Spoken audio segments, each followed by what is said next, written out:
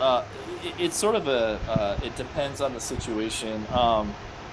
It's a very stressful to be a district superintendent, a chief academic officer, in the sort of cabinet of a school district. And the same is true at the state level as well, right? So a chief state school officer and the leadership there, is very stressful and hard. You have a lot of pressure. It's very public.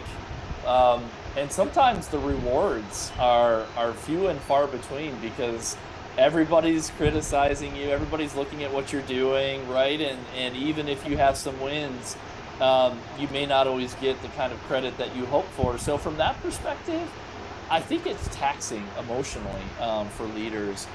I would also say, right, something I said before, this is a lowercase political. I don't mean it as a partisan political, but politicians are involved, whether you're in a predominantly Democratic state or predominantly Republican state. And so, for example, when a new governor comes in, um, they, as I was suggesting before, they have a new set of policies.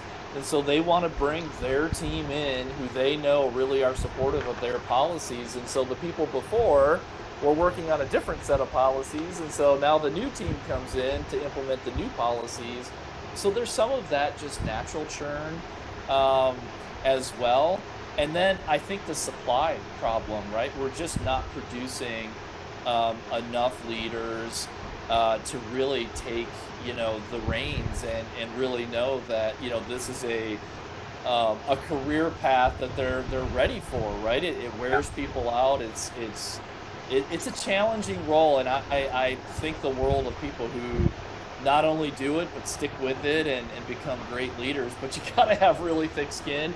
And the other thing too is, I don't, the pay is not terrible by any stretch, but it's not like they're bringing home huge paychecks in general for the roles that they have. And so I think there's some just natural attrition because people think, hey, economically to support my family or my grandkids or future generations, I need to make more than I can in this role.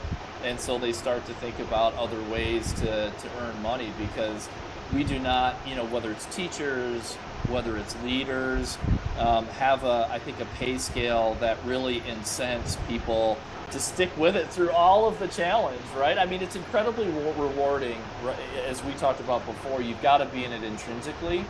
But I think we'd also be silly to ignore the fact that economic considerations do wind up playing a role just because that's a practical thing that you have to worry about.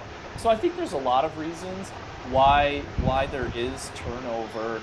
But school boards in particular that oversee districts, they're subject to elections as well. So if a new school board comes in, they may want a new person in there. And those elections happen fairly frequently every 2 or 4 years, which creates as well some turnover. So Yeah. lots of reasons. I wish I had a great answer for how we start to solve that, but it really, there's more reasons why, people leave. I think sometimes than feels comfortable. No, I agree.